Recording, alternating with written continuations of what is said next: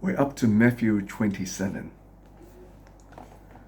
Sometimes when we watch a movie, especially with Marvel's movie, there's a strange phenomenon that happen. Is that people sit on the chairs and don't want to leave until all the post-credit has finished, and then there is some scenes that comes which foreshadow what's to come, what's the next movie is all about. In today's passage, we saw that after Jesus' death, we saw 3 scenes of those movie clips to show what is to come after Jesus' death. The first scene is tearing of the veil.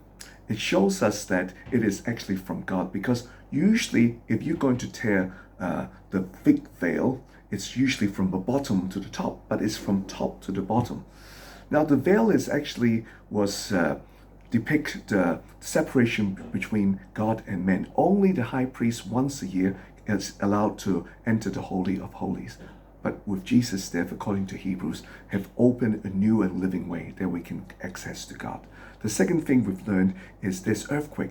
Not any earthquake, but just immediately after Jesus' death, the earthquake is so specific that the graves of the saints are open.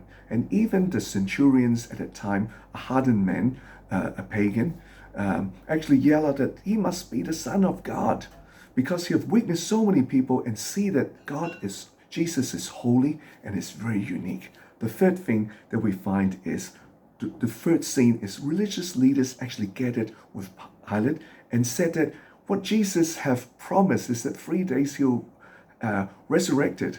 And it's just strange that even his disciples forgotten about this.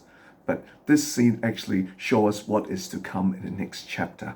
My application is, we see all the credit scenes today of the pestilences, with the earthquake, with the natural disasters and wars, that Jesus is coming soon. We're going to see the sequel of Jesus returning back. And my prayer is, let us be faithful and fearless in this time when the whole world is panicking, that we can receive Jesus returned and receive God's commendation of, well done, good and faithful servant.